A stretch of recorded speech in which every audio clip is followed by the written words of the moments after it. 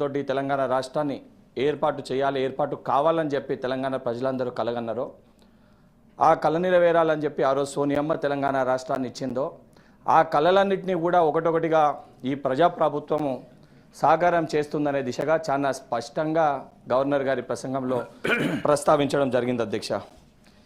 కానీ నాకు బాధ కలిగించే అంశం ఒకటి ఉంది అధ్యక్ష.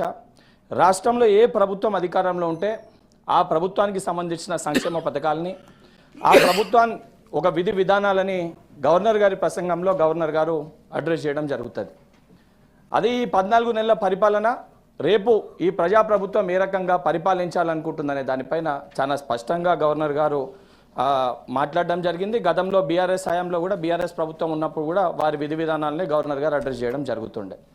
కానీ గవర్నర్ గారి ప్రసంగం విషయంలో రాజకీయాలు మాట్లాడడము, రాజకీయ పార్టీగా రాజకీయాలు చేయడం కానీ ఇది సరైన పద్ధతి విధి విధానం కాదనేది ఒక నా వ్యక్తిగత అభిప్రాయం అధ్యక్ష. ఎందుకంటే యాజ్ ఎ యంగ్స్టర్ ఒక చదువుకున్న వ్యక్తిగా చట్టసభల్లోకి వచ్చినప్పుడు తెలంగాణ రాష్ట్ర ప్రజలందరూ కూడా వారి యొక్క భవిష్యత్తు పైన, వారి సమస్యల పైన, వారు పడుతున్న ఇబ్బందుల పైన ఇక్కడ చర్చ జరుగుతుందని చెప్పి భావిస్తారు.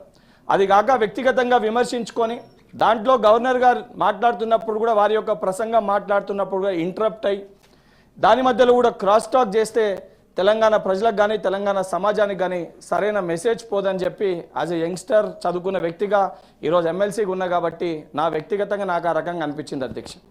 దానితో పాటు ఈరోజు పదే పదే ఏదన్నా కూడా ఏ గవర్నమెంట్ వచ్చినా కూడా కొన్ని సైకిల్ ప్రకారంగా జరిగే ప్రాసెస్లు ఉంటాయి అధ్యక్ష.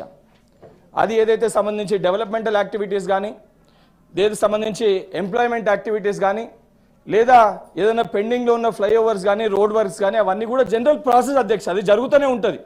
గత ప్రభుత్వం చేసిందని చెప్పి ఈ ప్రభుత్వం దాన్ని మధ్యలో ఆపేయడము, లేదా ఎవరో స్థాపించారు ఎవరో శంకుస్థాపన చేసిరని చెప్పి దాన్ని ఆపే ప్రయత్నం ఎవరు కూడా చేయరు అధ్యక్ష.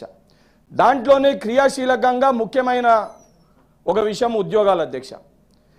తెలంగాణ రాష్ట్రం ఏర్పడక ముందు కంబైన్డ్ ఏపీ స్టేట్లో ఆ రోజు కిరణ్ కుమార్ రెడ్డి గారు నోటిఫికేషన్లు ఇచ్చినప్పుడు కూడా మేము ఎగ్జామ్స్లో పాల్గొన్నాము, మా రాష్ట్రం మాకు ఏర్పడితేనే మా ఉద్యోగాలు మాకు వస్తాయి అని చెప్పని ఆ రోజు అన్ని ఎగ్జామ్స్ని కూడా బాయ్కాట్ చేయడం జరిగింది. తెలంగాణలో ఉన్న యువకులు బాయ్కాట్ చేసిన తర్వాత ఆ రోజున నోటిఫికేషన్స్ని సరే లెక్కల ప్రకారంగా గత 9 ఏళ్లలో 80,000 ఉద్యోగాలు మట్టుకే 80,432 జాబ్స్, అంటే అప్రాక్సిమేట్ 80,432 జాబ్స్ కొత్త జాబ్స్ ఇవ్వడం జరిగింది అధ్యక్ష. దాని తర్వాత 2019లో 2019లో మనకి బిస్వాల్ కమిటీ రిపోర్ట్ వచ్చింది. 182,000 ఖాళీలు ఉన్నాయని చెప్పని వచ్చింది. 182,000 ఖాళీలు ఉన్నాయని బిస్వాల్ కమిటీ రిపోర్ట్ ఇచ్చినప్పుడు కూడా ఆ సంబంధించిన ఆ నోటిఫికేషన్లు కానీ దాని తర్వాత ఒక సంవత్సరం తర్వాత అధ్యక్ష మనకు కరోనా అనేది వచ్చింది. ఆ కనీసం దానిపైన ప్రస్తావన లేకుంటే దాని గురించి ఒక భరోసా కానీ ఒక ధైర్యాన్ని కానీ యువకులకు ఈ రోజు వస్తుందని చెప్పలేకపోయినాం. చెబితే కనీసం ఈ సంవత్సరంలో ఉద్యోగాలు వస్తాయి మేము ప్రిపేర్ అవ్వాలని చెప్పని ఆ నోటిఫికేషన్ సమయాన్ని ప్రకటించిన ఆ కరోనా సమయంలో యువకులందరూ కూడా వారి ఇంట్లోనే ఉన్నారు కాబట్టి చదువుకొని కొంచెం ఎక్కువగా వారికి అవకాశం దక్కేది, దాన్ని ఇచ్చే ప్రయత్నం చేయలేదు.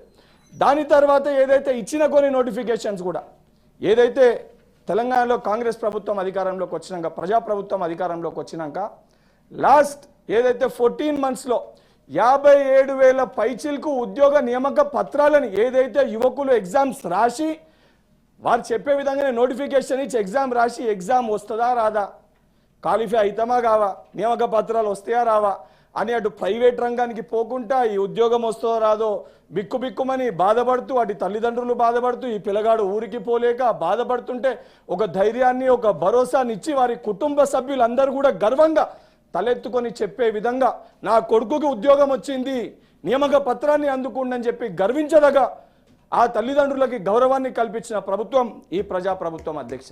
ఎందుకంటే చాలా స్పష్టంగా ఆ 57,000 నియామకాల అధ్యక్ష ఒక నోటిఫికేషన్ ఉంది. 2017లో నోటిఫికేషన్ వచ్చింది అధ్యక్ష.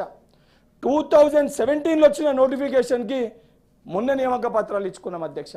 నిజంగా మనకి చిత్తశుద్ధి ఉంటే 2017, 18, 19, 20, 21, 22, 23 సుమారు 7 సంవత్సరాల అధ్యక్ష నోటిఫికేషన్ వచ్చి ఎగ్జామ్ రాసి కోర్టు కేసు చిక్కుముడ్లలో ఏదైతే రిజల్ట్స్ రాకుండా ఆగితే పరిష్కరించాల్సిన బాధ్యత ప్రభుత్వాలపైన ఉండదా అధ్యక్ష?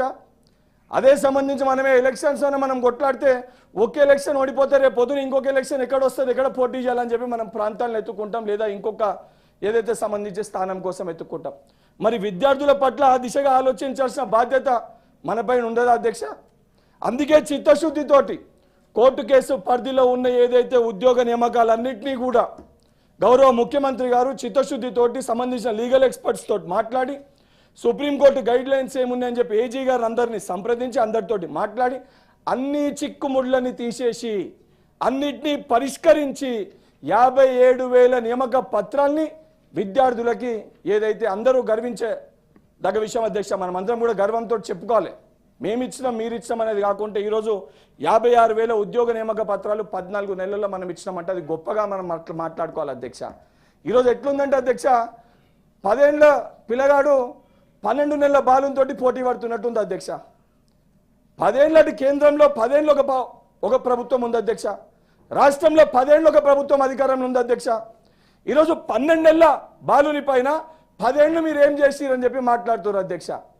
ఈరోజు కేంద్రం సహకరించకపోయినా ఈరోజు మూసీ పునర్జీవానికి సంబంధించి మూసీ డెవలప్మెంట్ పైన ఏదైతే సంబంధించి గౌరవ ముఖ్యమంత్రి గారు మాట్లాడితే భారతీయ జనతా పార్టీ ఏదైతే కొంతమంది సభ్యులు వాళ్ళు ఆ మూసీ ప్రాంతాలకి పోయి అక్కడ పండుకొని ఈ డెవలప్మెంట్ అవసరమా, ఇది పునర్జీవం అంటే ఏంది, ఇది ఎవరు మాట్లాడతారని చెప్పి కొన్ని మాటలు బయట మాట్లాడారు అధ్యక్ష. బహుశా వారు మర్చిపోయినరేమో బీజేపీ పార్టీ జిహెచ్ఎంసీ మేనిఫెస్టో అధ్యక్ష, ఇది Bharatiya Janata party GHMC manifesto. వాళ్ళు పెట్టిన ఏ మేనిఫెస్టో అయితే పెట్టిర్రో ఆ మేనిఫెస్టోని ప్రజలు నమ్మి 40కు పైగా స్థానాల్లో భారతీయ జనతా పార్టీ కార్పొరేటర్లను గెలిపించారు అధ్యక్ష. ఆ మేనిఫెస్టోలో వాళ్ళు కూడా పెట్టిన అధ్యక్ష, ఈ మేనిఫెస్టోలో మూసీ ఫ్రంట్ డెవలప్మెంట్, మూసీకి పునర్జీవం, ఇదే మాట వాళ్ళు కూడా ప్రస్తావించారు అధ్యక్ష. రాజకీయాలు మనం ఎన్నన్నా చెప్పొచ్చు అధ్యక్ష, కానీ ఒక్కసారి మనం ప్రస్తావించేటప్పుడు మనం మాట్లాడేటప్పుడు మనం పోయి ప్రజల్లోకి వెళ్ళి చెప్తున్నప్పుడు మరి మనం పెట్టిన అంశాలు కూడా అవే ఒక్కసారి ఆలోచించుకొని మాట్లాడాలి అధ్యక్ష. ఎందుకంటే తెలంగాణ రాష్ట్రానికి గుండెకాయ హైదరాబాద్ నగరం. ఈ హైదరాబాద్ నగరంలో మనం మూసీని డెవలప్ చేసుకుంటే పర్యాటక కేంద్రంగా కానీ తాగునీరు సమస్య కానీ అనేక సమస్యల్ని మనం పరిష్కరించుకొని ఈరోజు భారతదేశంలోనే ఒక పెద్ద గొప్ప నగరంగా హైదరాబాద్ని తీర్చిదిద్దుకోగలుగుతాం. దానితో పాటు ఇదే Bharatiya Janata party manifesto 2023-2000 GHMC 2020 మేనిఫెస్టోల అధ్యక్ష మెట్రో కారిడోర్కి నిధులు ఇస్తామని చెప్పి మెన్షన్ చేసిరు అధ్యక్ష. ఇది వారి మేనిఫెస్టోలనే అధ్యక్ష. మెట్రోకి సంబంధించి మెట్రో కారిడోర్ ఏర్పాటు చేస్తామని చెప్పి చెప్పారు. దానితో పాటు ఏదైతే సంబంధించి సుమారు వారి 2014 మేనిఫెస్టోలో 346 హామీలు ఉన్నాయి అధ్యక్ష. 2014 భారతీయ జనతా పార్టీ మేనిఫెస్టోలో 346 హామీస్ ఉన్నాయి అధ్యక్ష. అందులో ఇప్పటిదాకా 14కి మొదలు పెడితే ఇప్పటిదాకా అందులో కేవలం 117 మట్టుకే అమలవుతున్నాయి అధ్యక్ష. ఓన్లీ 117.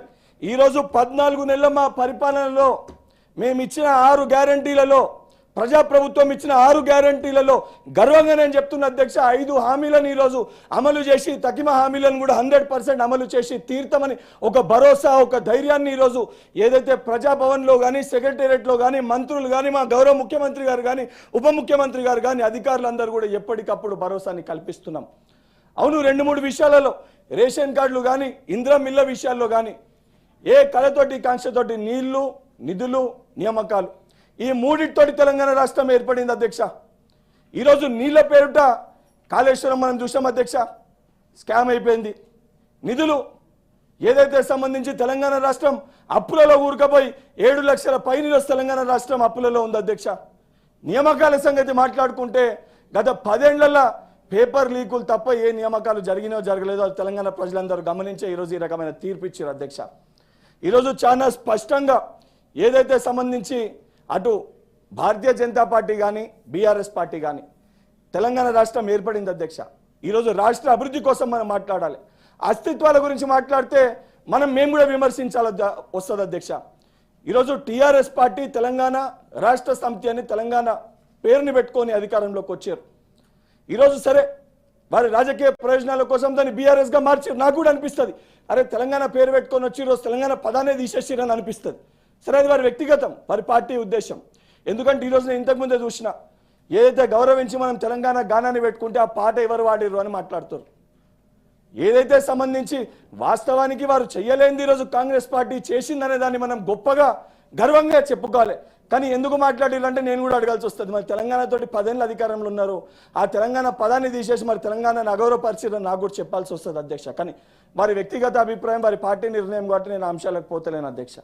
దానితో పాటు ఈరోజు చాలా స్పష్టంగా 12 ఏదైతే 11 ఏళ్ళ పైచీలకు భారతీయ జనతా పార్టీ పరిపాలన కానీ 14 నెలల ప్రజాప్రభుత్వ పరిపాలన కానీ మేము ఇచ్చిన ప్రతి హామీని కూడా ఏదన్నా ఎవరికి కూడా ఇబ్బంది కలగకూడదు, గ్రామ స్థాయిలో ఎవరికి కూడా మిస్ అవ్వద్దని చెప్పని అవును 3-4 సార్లు మేము పెట్టినాము.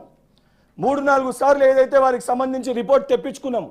ఎక్కడన్నా ఒకరిద్దరు మిస్ అయిపోతారేమో, అర్హత పొందిన వాళ్ళు మిస్ అవుతారేమో, లేదా అప్లై చేసడంలో ఆన్లైన్లో తప్పులు జరిగినాయేమో, లేదా ఏదైనా అధికారి పొరపాటు వల్ల ఎవరికన్నా ఆ స్కీమ్ లబ్ధి చేకూర్చేదని చెప్పని మళ్ళీ ఒకసారి గ్రామ సభలు పెట్టి ఏదైతే ప్రజాప్రభుత్వం కదా అధ్యక్ష, గ్రామ సభలు పెట్టి ప్రజల దగ్గరికి వెళ్ళి అభిప్రాయం తీసుకోవాల్సింది. ఏదైతే 10 ఏళ్ళుగా ఒక్కసారి గ్రామ సభల్ని నిర్వహించలే, ఈరోజు మేము గ్రామ సభల్ని నిర్వహించి అభిప్రాయాలు సేకరిస్తే కూడా ఎన్నిసార్లు సేకరిస్తారు, దేనికి సేకరిస్తారు అని చెప్పి విమర్శలు చేస్తున్నారు అధ్యక్ష. ఇటువంటి విమర్శలు అనేటివి సరికాదు అధ్యక్ష. ఎందుకంటే మాకు చిత్తశుద్ధి ఉంది, ఎవరికైనా రాకపోయినా ప్రశ్నించాలి, అడగాలి, అడిగిన దాన్ని కూడా ఆ యొక్క లిస్టులో చేర్చాలని ఒక చిత్తశుద్ధి ప్రభుత్వానికి ఉంది కాబట్టి గ్రామ సభలను ఏర్పాటు చేశారు. ఇంతకుముందే ఒక విషయం పైన ఏదైతే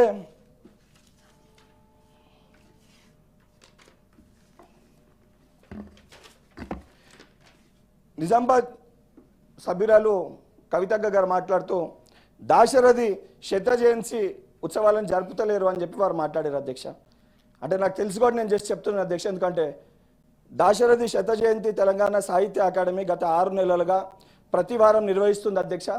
ఇప్పటికీ 18 ఆన్లైన్ ఏదైతే ఉపన్యాసాల పరంపర నడిపిస్తుంది. ఇంకా జూలై దాకా కూడా ఇది కొనసాగుతుంది అధ్యక్ష. ఎందుకంటే మనం చట్టసభల్లో మాట్లాడినప్పుడు సభ్యులుగా వాస్తవాలు ఏంది, జరిగేదాన్ని జరగట్లేదని చెప్పి తెలుసుకోకుండా మనం మాట్లాడడం అనేది సరికాదు అధ్యక్ష. అండ్ 100% ఈరోజు పార్టీలు ఏమన్నా ఉండని ఉంది, ఇక్కడ ప్రజలు తెలంగాణ రాష్ట్ర అభివృద్ధి కోసము కంకణబద్దులై మనం అందరం కూడా కలిసి నడవాలి, నడుం బిగించాలి, తెలంగాణ రాష్ట్రాన్ని డెవలప్ చేసుకోవాలి. కానీ అవన్నిటినీ పక్కన పెట్టి కేవలము రాజకీయ పరంగా విమర్శలు చేస్తాము, రాజకీయ పరంగానే మేము మాట్లాడతాము అంటే అది సరికాదు. ఈరోజు రాష్ట్రంలో కాంగ్రెస్ పార్టీకి అధికారం ఇచ్చినట్టే కేంద్రంలో కూడా భారతీయ జనతా పార్టీకి ప్రజల అధికారం కట్టబెట్టారు. Telangana is also part of India, వారికి కూడా మనకి నిధి ఇవ్వాల్సిన బాధ్యత ఉంది. మన దగ్గర మెట్రోకి నిధులు శాంక్షన్ చేయాలి, మనకి రీజనల్ రింగ్ రోడ్కి నిధులు శాంక్షన్ చేయాలి, మన మూసీని మనం డెవలప్ చేసుకోనికి శాంక్షన్ చేయాలి. దానికి భారతీయ జనతా పార్టీ సోదరులు కూడా కాంగ్రెస్ పార్టీతో వచ్చి ఏదైతే సంబంధించి నరేంద్ర మోడీ గారి దగ్గర మాట్లాడి నిధులు తీసుకొని వచ్చి మన రాష్ట్ర అభివృద్ధిలో మనం అందరం కూడా కంకణబద్దులై మనమంతా ఒకటే రాష్ట్ర అభివృద్ధి మన ప్రథమ లక్ష్యం అనే విధంగా ప్రవర్తించాలే తప్ప మేము ఆహ్వానించినా కూడా రాకుండా కేవలము సెక్రటేరియట్కి రండి మాట్లాడదాము, అంశాలపైన చర్చిద్దామంటే కూడా దాన్ని కూడా రాజకీయ పరంగానే ఏదైతే విమర్శలు అనుకొని చేస్తే కరెక్ట్ కాదు అధ్యక్ష. దానితో పాటు బీసీ సంబంధించి పదే ఈ సర్వే తప్పు, ఇది తప్పు, అది తప్పు అని చెప్పి అందరూ ప్రస్తావిస్తున్నారు అధ్యక్ష, రాజకీయ విమర్శలు చేస్తారు. ఈరోజు కాంగ్రెస్ పార్టీ చిత్తశుద్ధి ఉంది కాబట్టి ఈరోజు బీసీ కులగణన కేవలము ఒక వ్యక్తో, 2 వ్యక్తులో, నేనో లేదా సంబంధించి మంత్రుల్లో ముఖ్యమంత్రి గారు చేసింది కాదు అధ్యక్ష. తెలంగాణలో ఉన్న ప్రభుత్వ ఉద్యోగాలు క్లస్టర్స్గా డివైడ్ చేసి ఎన్యూమరేటర్స్ని ఏర్పాటు చేసి కలెక్టర్ స్థాయికి వెళ్ళి మొదలు పెడితే కింద క్షేత్రస్థాయిలో ఉన్న టీచర్ వరకు అందరు కూడా దీంట్లో కంకణబద్దులై చిత్తశుద్ధితోటి పనిచేసి ఒక డేటాని క్రోడీకరించి ఆ డేటాని తీసుకొని వచ్చి దాన్ని ప్రాపర్గా 1కి 10 సార్లు వెరిఫై చేసి దాన్ని ఈరోజు బయట పెట్టడం జరిగింది అధ్యక్ష. ఎందుకంటే కాంగ్రెస్ పార్టీకి ఆ చిత్తశుద్ధి ఉంది. ఎందుకంటే first mandal commission 27% reservation was done by Indira Gandhi. ఆ రోజు కూడా అద్వానీ గారు భారతీయ జనతా పార్టీ దీనిపైన విమర్శలు చేసింది, దీన్ని అడ్డుకునే ప్రయత్నం చేసింది. రికార్డ్స్ చెక్ చేయండి అధ్యక్ష, ఇది వాస్తవమో కాదో. ఆ రోజు కూడా కాంగ్రెస్ పార్టీ అండగా నిలబడ్డది, ఆ రోజు కూడా కాంగ్రెస్ పార్టీ 27% రిజర్వేషన్ ఇచ్చింది. ఈ రోజు కూడా చిత్తశుద్ధి కాంగ్రెస్ పార్టీకి ఉంది కాబట్టి తెలంగాణ రాష్ట్రంలో 42% రిజర్వేషన్ ఇవ్వాల్సిందే. ఏ రకంగా మా కామారెడ్డి డిక్లరేషన్లో పెట్టినామో దాన్ని అమలు చేయాలనే చిత్తశుద్ధి మా గౌరవ ముఖ్యమంత్రి రేవంత్ రెడ్డి గారికి ఉంది కాబట్టి ఈరోజు ఆ సర్వేని జరిపి క్రోడీకరించి ఆ డేటాను తీసుకొని వచ్చి ఈరోజు ఆ డేటాని బయట పెట్టడం జరిగింది. దానిపైన విమర్శలు చేసి ఆపి ఏదైతే అందరం కూడా కలిసి ఆ 42% ఏదైతే మన బీసీ సోదరులకి ఇచ్చే విధంగా మనం అందరం కూడా ప్రయత్నిస్తే బాగుంటుంది అధ్యక్ష. ఆ డేటా కూడా కేవలము వ్యక్తులు పోయి రాసుకుంది కాదు అధ్యక్ష, ప్రతి వ్యక్తి సెల్ఫ్ డిక్లరేషన్. నా డేటా మా తల్లి ఇచ్చిందంటే మా తల్లి స్వయంగా ఫామ్ కింద నేను ఇచ్చిన డీటెయిల్స్ అన్నీ కరెక్టే అని చెప్పి కింద సంతకం పెట్టిరు అధ్యక్ష. ఏదో ఉత్తపోయి మనం రాసుకొని వచ్చినాయి కావు. సెల్ఫ్ డిక్లరేషన్ అంటే నా పూర్తి ఆలోచనతోటి నాకు సంపూర్ణంగా నేను ఇచ్చిన డీటెయిల్స్ ఇవి అని ఒప్పుకొని ఏదైతే వాళ్ళు రాసుకున్నాయి వెరిఫై చేసుకొని కింద మనం సెల్ఫ్ డిక్లరేషన్ సంతకం పెట్టినాం అధ్యక్ష. ఈరోజు దానితో పాటు మీరు అన్న పెండింగ్లో ఉన్న ప్రతి హామీని కూడా ఈ ప్రభుత్వం అమలు చేస్తుంది.